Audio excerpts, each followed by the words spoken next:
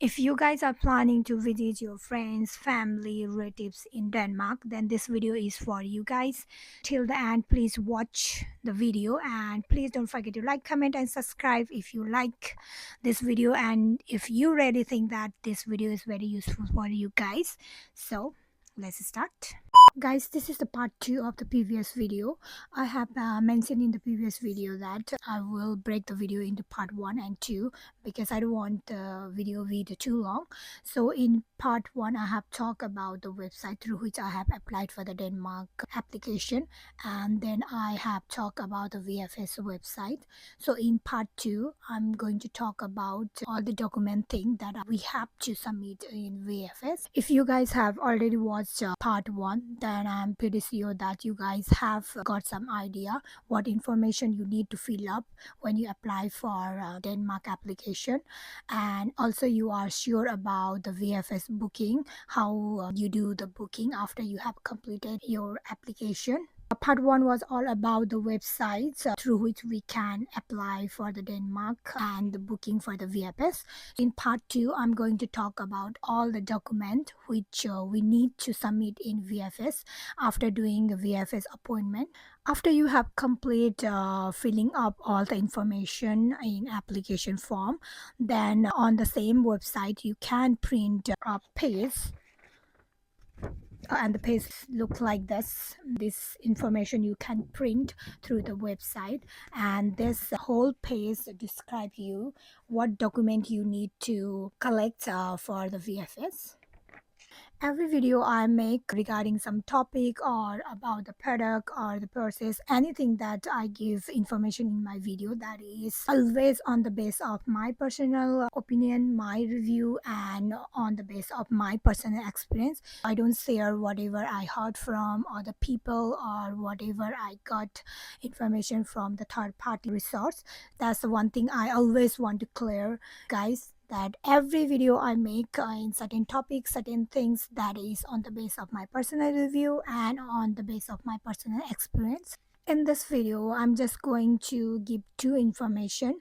One is all the document that we need to collect and submit to Denmark. I'm just saying whatever the document I have submitted in VFS, that information I'm sharing with you guys. And number 2 is regarding the charge. So whatever the payment I have done during the Denmark process, that's the information I'm going to give you guys. Before starting my video further, I just want to say, if you guys think my video is very useful for you guys, somehow you got some idea regarding a Denmark application and the process thing about the charge, whatever the confusion you have, and that confusion I'm able to clear, then please, once again I want to say, please don't forget to like, comment, and subscribe my channel, so that in upcoming days I can come with new videos, very useful videos, that's maybe very useful for other people. And yeah, that's what I want to say. Let's start the video.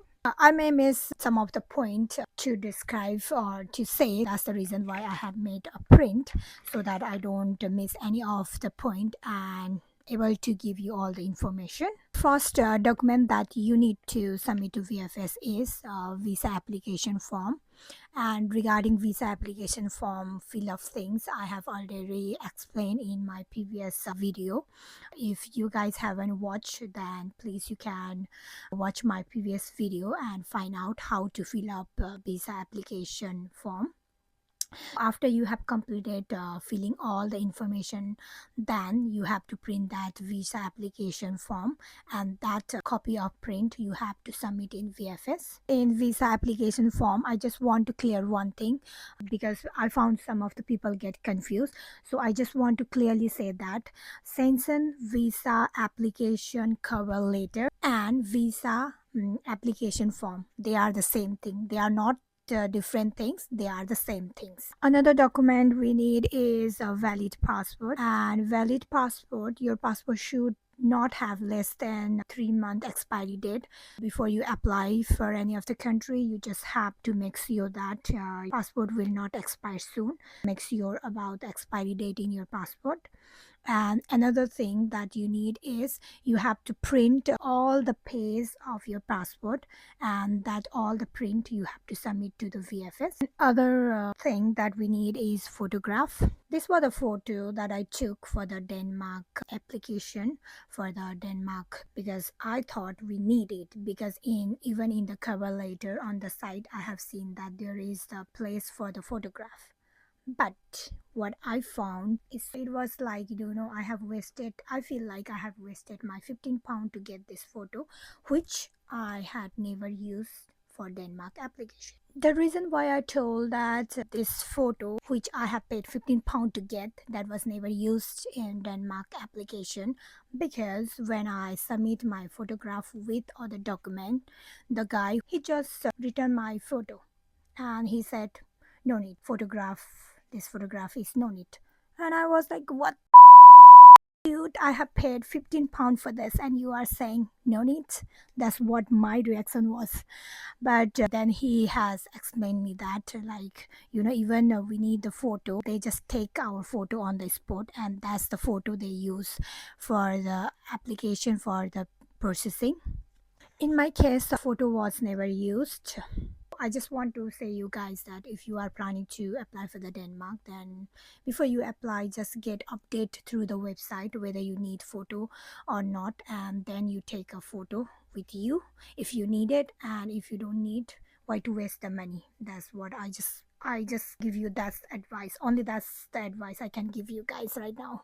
Similarly, another document that we need to submit is proof of residency.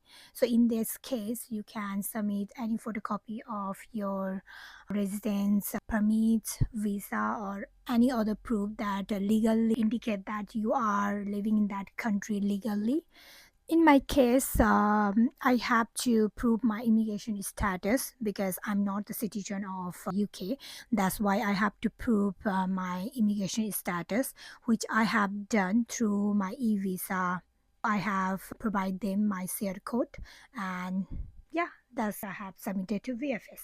Likewise, another document we need is invitation letter from Denmark, from your host. When I applied for a Denmark, I was pretty clear that I'm going to stay with my sister. In my case, my sister was my host, so I have to ask the invitation letter from her. That's the reason why I asked her to provide me the invitation letter.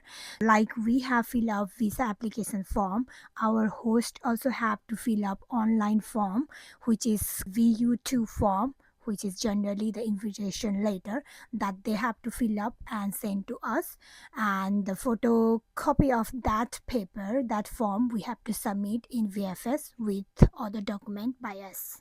Another document that we need to submit is proof of our accommodation. If you guys are living in hotel, then you have to give the detail regarding your hotel booking, the address, the duration, like that, whatever the information, prove that you are staying in that hotel. That's the information you have to give. But in my case, I had stay with my sister. In that case, I have given all the information about my sister accommodation, that is her address. That's what I provided. Another document that we need is a proof of travel. In my case, I use my flight ticket as a proof.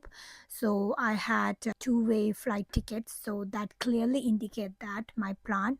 So at what day I'm going to enter Denmark, and at what day I'm going to live in the Denmark, how long I'm staying. So that have clearly indicate my plan. That was obviously a kind of like proof of travel. Likewise, we need another document that is a proof of financial means. And that means you have to indicate, you have to prove that you are financially eligible to support yourself when you stay in the Denmark. You are financially stable to support yourself during your stay in Denmark. That's what you have to prove. And for that, you have to provide your bank statement. Recent 3-month bank statement you have to submit. Somehow, if your host is supporting you financially, then in that case, you have to provide a sponsor letter from from your host and their financial document that clearly indicate that they are financially supporting you during your stay in Denmark. Proof of occupation, that's another document you have to provide. In this case, you have to provide recent 3-month pay slip, your salary slip. So you have to submit. Along with that, you have to provide one employment letter that clearly indicate your salary and the position. That's what you have to submit to VFS. Similarly, you have to submit your travel and medical insurance document. In this case, when you submit your insurance document, make sure that your insurance cover minimum of 30,000 euro. When I have applied for a Denmark, even my brother have applied for a Denmark along with me. But in this travel and the medical insurance part, he was rejected. But he was given a time to submit document again. The reason why he was rejected in insurance thing is he have only done travel and medical insurance that cover only Denmark, and that doesn't cover the minimum range of 30,000. Travel and medical insurance not only cover Denmark but should also cover all the areas worldwide it should cover, and the coverage should be minimum of 30,000. These are all the documents that we need to submit in VFS when we go to the VFS office. Along with that, I need to say the additional document that we may need. When I genuinely did apply for a Denmark, I went with all this document, whatever I have told, I have explained till now. That's all the document that I have took with me in the VFS office. But after I came back, after submitting all the document, then I get an email that asks me for the further additional document, and that additional document I'm going to tell you now. The document they asked me was one, the host ID, their residency permit, and photocopy of their passport. If you guys are applying Denmark to visit your family, relative, friends, then in that category, you were especially asked to prove your relationship. In that case, you have to provide the relationship certificate. So in my case also, I have to provide the relationship certificate because my sister was inviting me Denmark. So we have to clearly prove that we are sister. So in that case, I have to provide the relationship certificate. Whenever you get the email from VFS asking for your additional document, then in that case, you don't have to physically visit VFS office. In that case, you can again send those documents through the email. This all document which I have just explained were the document that I have submitted on VFS. Apart from that, now I'm going to give you a detail of the charge that I have paid during my Denmark application process. Number one payment I did was when I fill up a visa application form, and charge at that time was 90 euro, which was equivalent to 76.15 pound at that time. Second payment I did when I did the VFS booking.